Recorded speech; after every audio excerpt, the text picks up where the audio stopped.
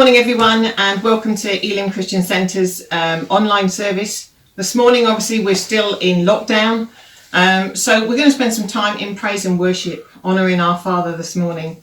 We'll start off with that wonderful old song that we know, I know He rescued my soul, my Redeemer lives. Hopefully you'll have the subtitles come across the screen with the words for these songs, but if not, they'll be on WhatsApp.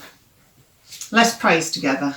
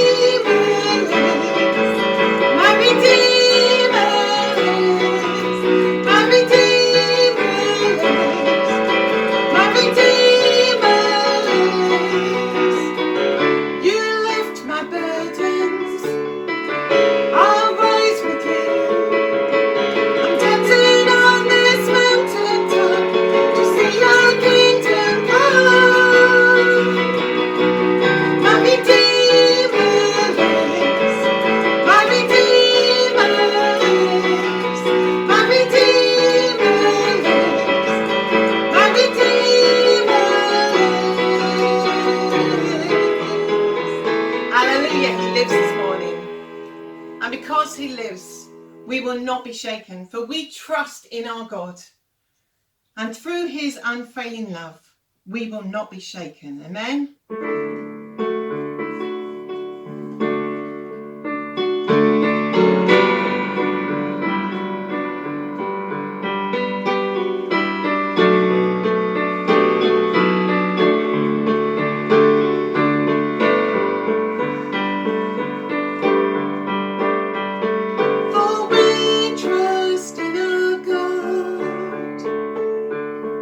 And through his unfailing love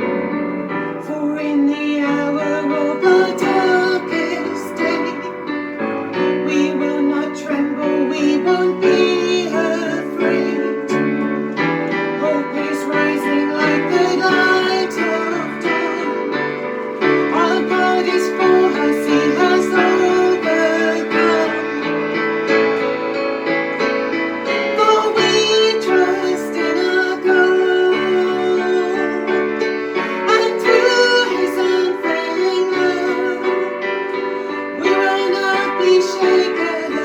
We will not be shaken. We will not be shaken.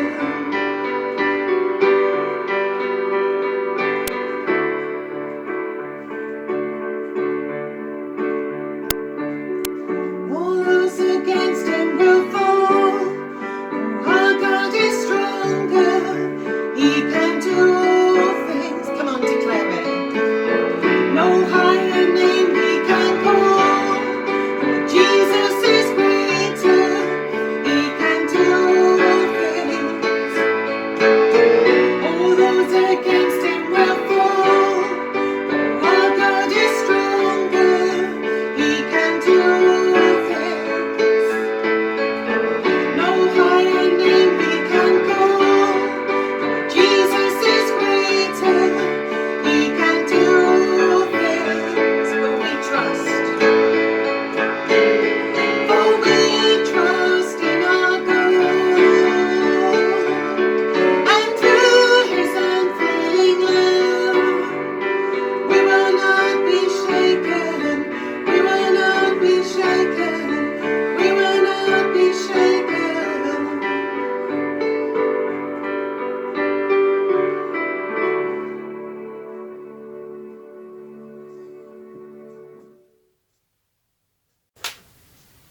Now I'm going to hand you over to myself and Pastor Steve for an interview that we've obviously pre-recorded.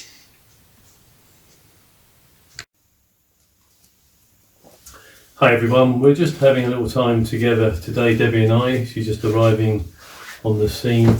Time just to interview each other about how we're coping and through this coronavirus, what God's been teaching us, but also thoughts that we've got to inspire you, to encourage you, maybe even to provoke you a little bit. So this is at home with Pastor Steve and Debbie, having a bit of an interview, a bit of a chat, informal, that may be able to encourage you over these next few days and weeks ahead. Okay, so Debbie, welcome. It's a bit like Parkinson. Yeah. It's a bit like Parkinson, isn't it? You know, whoever, if you remember him. And got 5 questions to ask Debbie, and questions that I hope will encourage you, as I said a moment ago. Number 1, first of all, how have you coped working from home for the past 4 weeks? Well, the first week or so it wasn't too bad because it was just like we knew it might be for a couple of weeks. And then we got to 3 weeks and I started to get a little bit, not anxious, but fractious. My tension levels went up and I was trying to juggle everything that I was trying to do, as well as church staff and home life and everything else. But I really felt it, by the time I got to last week, I felt like I'd got something in my head that just needed to get out. I was really, really stressed. Mainly because I felt I had to sit at my computer all of the time when I was there. If I missed a phone call from work, I felt like I was being judged, or I'd be into trouble or whatever, which obviously elevated the aggro. So I really had to sort of talk to myself last week, and I know you talked to me too. But I really just sort of thought, actually, I need to live by what I believe and not what my head is saying. And I just need to step back. And that's exactly what I did last week. Just step back, take the pressure off myself, which I didn't find easy. Didn't find easy. Have you got more relaxed? Now we're into the 5th week, is it? Yeah, 5th week. I think so. Partly because from tomorrow, work have put me on furlough. So I'm off work until the end of May. Which means that I don't have to juggle church, home and work. I can actually concentrate on, being there for people and for yourself, and if it is nice, having a nice afternoon in the garden. I don't have to panic about being on call all the time for work. So I think it's released the pressure. That's good. So what's been the biggest adjustment then? Because it's obviously working from home when you're working in an office full of people, to me irritating you at home, being around and not getting you the coffees when I should be. What's been the biggest adjustment? I think the biggest adjustment for me has been switching off. When I'm at work, I've work time, then I come home and I home time, and then church time, and I've been able to just sort of like switch off now. with all of those things. I don't have to think about that. I just do what I need to do. It's been a big adjustment because I'm always on the go, and so I find it really difficult to just do not a lot for work. Yeah. Whereas now I've actually said to my boss, I'm turning everything off because I'm not supposed to be working anyway. And actually by what I don't see, and I think this is the thing, what I don't see doesn't affect me. I don't have to get it in my head, so I can just let it go. Yeah. So do you think you have changed since the last few weeks? Do you think you... maybe you shouldn't ask me that. Maybe I should ask you that question. No, maybe they're not. It's a difficult one. I think I have changed. I think I've relaxed more. Yeah. I was very snappy in the beginning, and I don't, although I'm, tense at times, I don't feel that frustration that I felt in the early days. But it's not easy to be at home. No. Do you hanker going back into work, or is this just so different? It could be beneficial being away from staff and colleagues and team members, just to get your head straight, because the last few years has been pretty full on at work. Yeah. Has this been able to calm you down a little bit? Yeah, I think so. I think I'm like an ever-ready bunny. I just keep going. It's only when God allows me to be ill that I end up taking time off and stepping back. And so I guess in some ways it sort of helped me to step back and evaluate stuff and breathe. And breathe. Obviously we're doing videoing and recording and stuff like that, and music, and that in itself brings its own level of stress and anxiety in different ways. But for me, not having to do everything I did before actually is quite a weight off my shoulders from a work perspective. And I know that I won't be going back before the end of May unless God lifts the coronavirus, and so therefore I know in my own head that I don't have to panic about tomorrow. I just have each day to go through. That's true. Obviously, family for us both are miles away, and both in Luton, and your mum hasn't been at all well recently. Even your sister has been struggling with the virus. How have you coped? How can you encourage others whose family members are suffering, or particularly those in the NHS who have had to deal with things? I think men and women do deal with things very differently. And I know this is like pigeonholing people, and I don't want to do that really, but I found there was a day last week when I didn't know whether Mum was going to survive, and I went to complete pieces, and I just cried, and I just kept crying until I got to a point where I just was able to surrender it to God. There wasn't anything I could do. It didn't mean to say that I didn't stop worrying about her. It doesn't mean to say that I don't phone her every day. Mum hasn't had COVID, whereas my sister has, and my sister's been very, very ill with one thing and another, and of course both of them need me to be there, and I can't. And so technology is great where we can keep Skyping or phoning and everything else, but it's not the same as being able to go there and help. And I was ready to get in my car and go down there last week, and regardless of what the rules were, and yet I had to step back and just sort of say, Lord, you're there, so therefore you take control of them, because I can't do anything in that time. I think that's a key one, Lord, you take control, because we're all in this situation where we're all pretty helpless, really, to be quite honest, and to give it back to God. It's not easy. But did you get the peace? I did eventually. Okay. I did eventually, and then a couple of days later, both of them started to improve. Very slowly, and they've still got a long way to go. But I felt like God had said, okay, now you trusted me. Now I'm going to start doing something. And in some ways it's easier because I'm not there all the time, and I'm here, I can do other things, but it doesn't help your mind from running ahead. And I think that's really important, not to run ahead of God, because we don't know what's going to happen. And I mean, my mum could still, something could happen and she could die, but then so could any of us. True. And so it's learning to trust him and to believe in him and have faith that whatever the future holds, he's in it and we're part of that future. And that to me gives me great peace. You've obviously been health-wise, it's not been an easy last couple of years. And since you've been back at home, you've been doing a lot more exercise. Yeah. Even in the last 4 weeks, we've both been exercising, but you've been in the garden doing things. How much do you think physical exercise is good at this time? I think it's really good. It's really positive because for me, I know that, and we all know that what happens in the brain when you exercise, it releases certain chemicals and it makes you feel good because you're doing something. And so, I've built that into my routine every single day. Yeah. I did laugh because I was out in the garden the other day and I'd got my blanket out there. I was doing my sit-ups and my kettlebell and my lunges and everything else.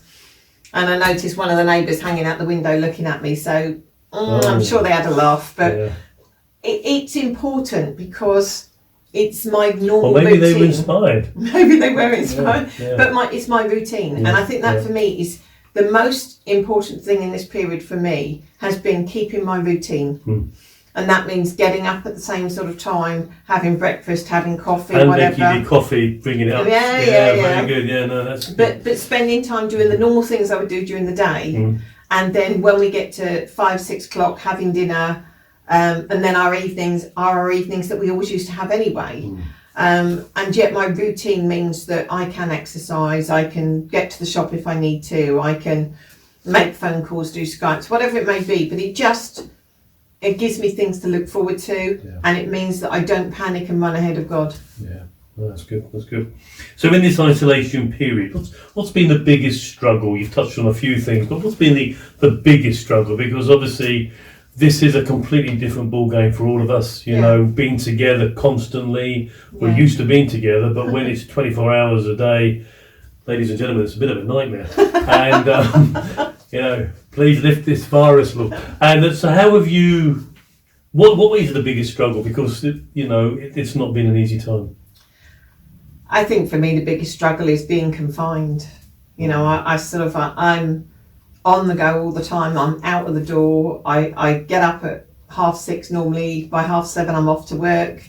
I get back at 5, I do dinner, then we go out and do stuff either for church or with friends, and then that's like 4 or 5 nights of the week really. And then I come to a weekend and I can have a Saturday free and I'm used to doing something or relaxing, whereas now the challenge is that I can't do any of those things, so I've just got to keep staying focused. I think it's really good to be able to spend time together, but I still need me time, and I think we all need that, because for those of us that like being on our own at times, to not have any time on our own at times, like if we had the kids at home, I think I'd just be in my bedroom for a couple of hours a day. You just need that downtime. And so I think it's learning and recognising what we need and then making sure that happens at the same point. And one final question for you. How has your faith enabled you to accept the current situation that we are in with COVID? I think my faith really has helped, because I keep coming back to the same old thing, which is that if I didn't have God, I don't know where my hope would be. And with God, I can ask for his peace when I feel anxious. With God, when I feel like, even when I'm with you, I can feel lonely. I'm not speaking to other friends, or I'm not going out and meeting with people. And I know that I can say to God, Lord, I feel a little bit lonely, a little bit isolated. I feel a little bit like nobody cares. And then he just gives me that peace that says, I love you, I'm here. The world may have changed, but he hasn't changed. And I think it sums it up going back, a while ago when my mum was poorly, at the beginning, she said to me, no matter what happens, it's a win-win situation. If God calls us home, we go home to be with him. If he calls us to stay with us here, his spirit is with us. And it's drawing on that strength when sometimes we do want to bang our heads against the wall, or bang somebody else's head against the wall. Not mine. I said to you the other day, I feel like I need a punch bag in the garage, because sometimes just need to get rid of the tension and the frustration. And yet I know that once I've gone past that, it's because God's given me everything I need to be able to just rest in him and just to face tomorrow. And I think I have enough grace and enough strength for today. I'm not worried about tomorrow because he will give me enough strength and enough grace for tomorrow. Brilliant. So it's not running ahead of him. I know that this is going to be weeks ahead of us, but we need to learn to be content in the circumstances we're in and just keep focused on him and make sure that nobody gets left behind. Debbie, thank you for sharing your heart. I trust it's encouraged you, inspired you in these difficult times. And so thank you, Debbie. Thank you. Have a good day. Thank you. Thank you, everyone.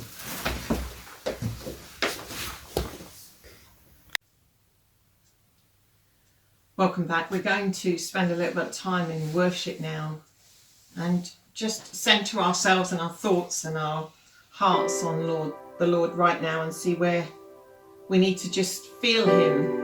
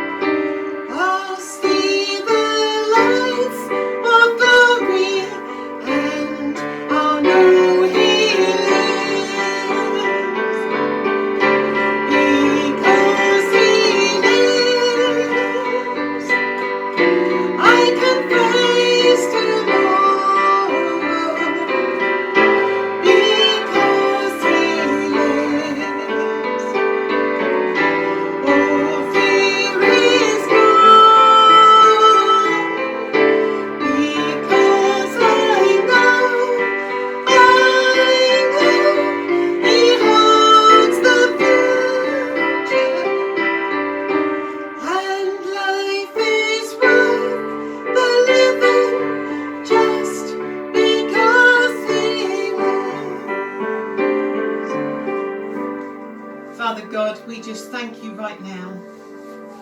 We thank you, Lord, that you do hold our future, that no matter what we go through in these days and weeks ahead, the Father God, we have a hope, we have a certainty that you are with us in the journey.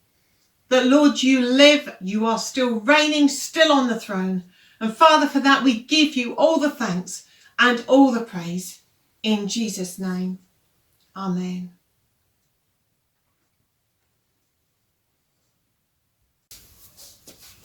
Hi guys, and welcome back to this afternoon's it's basically an interrogation of Pastor Steve with some questions. But again, I think we just wanted to thought it'd be a good idea to ask a few questions of Steve, just as how the coronavirus situation and being stuck at home with me a lot of the time has affected. Nightmare. He's got a few questions to ask him. The first question, Steve, is what are you most missing about church and church life? I think it has to be the people. There are three different types of pastors. There are the power pastors, there's the people pastors, and the project pastors. And for me, I'm a people pastor, and when I'm not connecting with the people that God has entrusted me with, it's very difficult. You know, all this technology is fantastic, and being able to connect through Skype, WhatsApp, Facebook, YouTube, and so on. But when you're not having the contact with the people that you've been created to have the links with, it is very frustrating. You know, I come alive with people, even if they are irritating and causing me problems in different ways.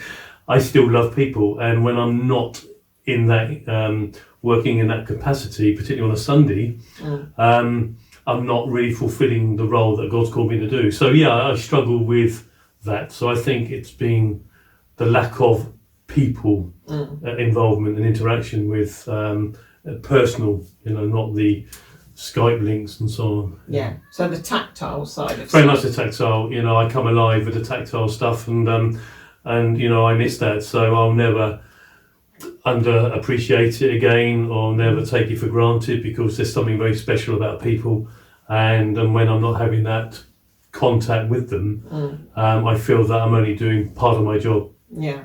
And I guess from my side, I now totally have all your jokes to myself. Yes. So we need to pray that coronavirus lifts quicker. No. I think you love them. But on that, you sort of say the things that you miss about church and church life. But you know, there may be some people who say, well, what's Pastor Steve doing then in the whole time while we're sitting around in coronavirus? Is he doing absolutely nothing? So what have you been doing in the last month?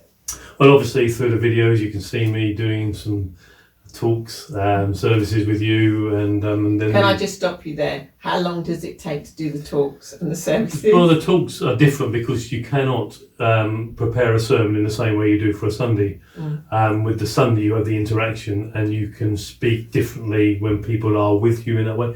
When you're just speaking to a camera or a screen, you can't word the same sermon in the same way. So the whole way of speaking and delivery is completely different. So it's something I've had to learn. The first time we did it, it was very disconcerting, I must admit. I've never done that before in front of a camera.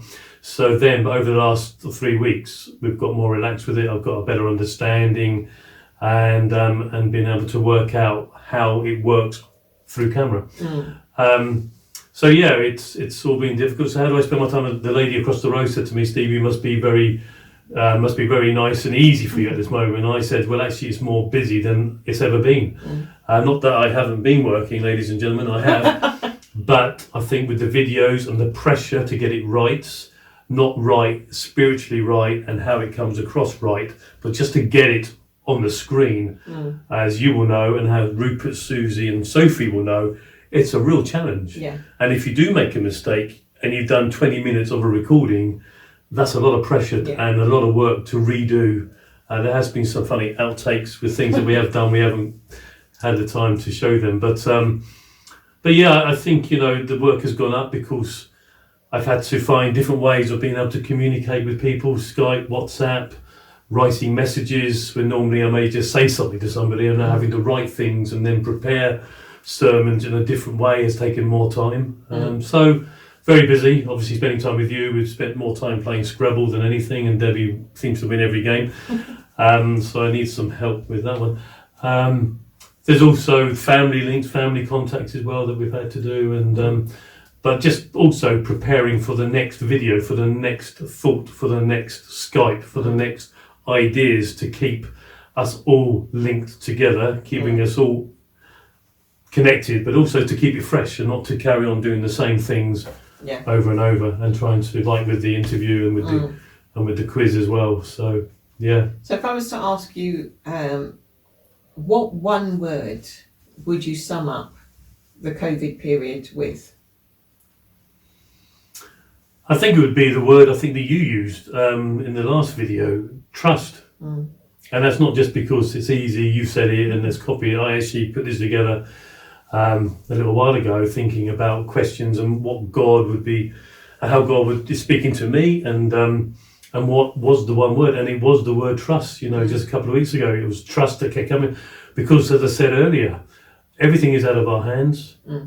Everything is completely out of our hands, and I think we don't have anything to really trust. How much do we trust government? How much do we trust this virus? What's happening? Is it blown out of all proportion, or is it not? I don't know. Is it not being shared as much as it should be? The figures, just the statistics, and different things that are being told to us. How much do we believe? How much do we accept? So to trust people, to trust everything that's going on, it takes a lot to do that. And so for me, it has to be trusting in God. It may be a spiritual cliche, but for me, that's all we've got. To trust that there's going to be food, to trust that we're going to have enough to keep us going, particularly if the virus does go on longer than we can anticipate at this moment. It's trusting God at this time, because we have nothing else. We can't even go out when we want to. We're dictated to by different things, and when you're relying on other things and being able to see family and being able to travel to see just your son and daughter, you can't do that. And so everything comes back to trust. Okay, Lord, I trust you. I believe you're in this. You're bigger than the coronavirus. You understand what's happening. You will bring us through this. But I believe that God is saying, I want you to trust me more implicitly and to be totally dependent on him, on me, God says. And so I think it's trust. I think we're seeing things in a different way.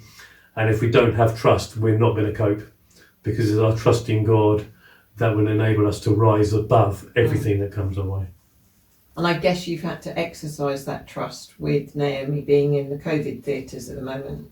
Yeah, I think when your daughter is in a hospital ward sort of thing and looking after people who aren't very well, it is a concern. I've had to leave that with God. Obviously, she's Dave's responsibility now, but it doesn't stop a dad worrying about his daughter. And even Dan, I won't say where he is in case it conflicts with the quiz, but even where he is, it's difficult, and you want them to be safe, when they travel, when they do go out. It's not easy when he's so far away from these places, and particularly with your daughter, the husband will always, the father will always be well concerned over their daughter. And but Naomi's doing well. She's sensible. They're looking after her. She's keeping safe. So I just give her to God. Good. So if you look back over the last month, what have you learned as the pastor? Well, I've learned, I suppose, that church is far more important than I really imagined. And I'm not saying I've ever undervalued church. I don't undervalue church. It is important. But I think this period has made me realise just how important church is. I've had people say to me, why don't we just do church once a month? Or maybe once every 2 months? But there's something about being with each other, even with the WhatsApp group and the Skype contacts, shows just how we need each other. We can't do church without each other. And I think church has shown that there's something very special about being together. It's very infectious. As with coronavirus, we're told to stay in. Being an infectious Christian, we're told to get out there. And for me, it's being together. It's the unity, it's the fellowship. Anyone who says, I don't need to go to church to be a Christian is utter rubbish. We need each other. We need to be inspired. We need to be blessed. And if anybody is listening to this who doesn't go to church and calls them a Christian, I say, please get to a church, because that's where you get fed, that's where you get inspired, that's where you can be a blessing to others, where your infectious Christianity can rub off onto other people. And when you're stuck behind a screen, when you're on Skype, it's good, it's fine, it's good, but it's not how it's meant to be. We are designed to be with each other. And when you're not at church, even in this last month, has proven with the WhatsApp comments how much we miss each other. And I think the one thing I've learned is don't ever underestimate the value of church. Paul knew what he was doing 2,000 years ago when he established the church, Apostle Paul that is. He knew what he was doing. There's something about church planting. He knew that. There's something about being together. There's something about a church group of people coming together, having fellowship, having communion together, worshipping together, praising God together, listening to the word together. And when you don't have that, you can live a little bit with what you've got, but after a while, you start to struggle. We need each other to keep us going. We've only got so much in ourselves to keep us going spiritually, and that's when we need to be together in church, worshipping God, and the fellowship of believers is incredible. And finally, what do you think God is saying to Christians during this time? There's a loaded question. That's a very loaded question, yeah. Yeah, it's a good question, and I think that's probably been one question I've been asking myself. I think as Christians we can take for granted the church, we can take for granted the musicians, the pastor, the elders, and we can often do church because it's the Sunday thing. We come to church because there may be nothing else to do, or we just need to have that fix. But one day, church, I believe, will be taken away from us. We're living in difficult times, dark times. It's very, very difficult to be a Christian, and I think it's going to get more and more difficult to when Christ returns. And I do believe that the church is going to get less and less, and coming together is going to get more difficult. And if we don't have enough in ourselves, we're not going to be able to cope. And I think this isolation period has proven that we need to come together before God. We cannot do it on our own.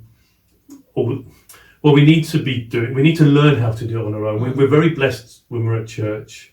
We've got everybody else sometimes to actually help us to go forward, even to spiritually motivate us. Sitting next to somebody who's praising God can be very inspiring. But when you haven't got that at home, you have to do it yourself.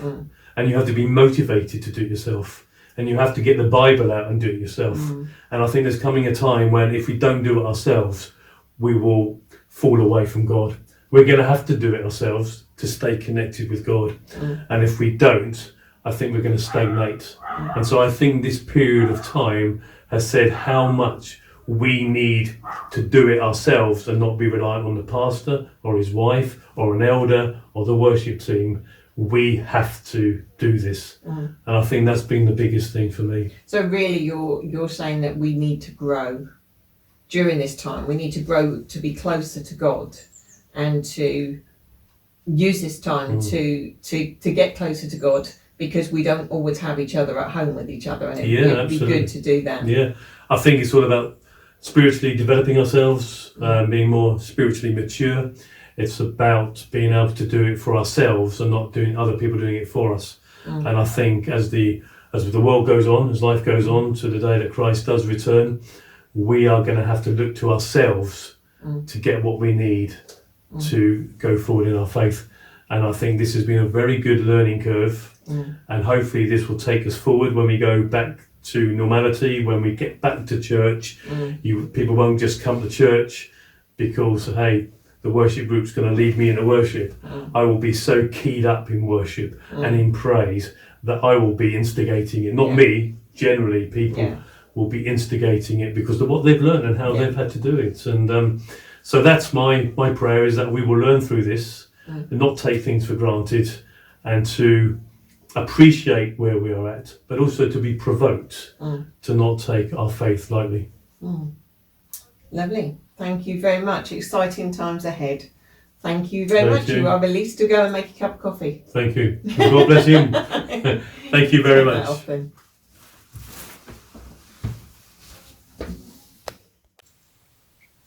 finally this morning, I just want to thank you for joining us. And I trust that we will all be able to get together very soon, and we're definitely going to be having a party when that happens. But for now, we're just going to finish with one final song, Cornerstone.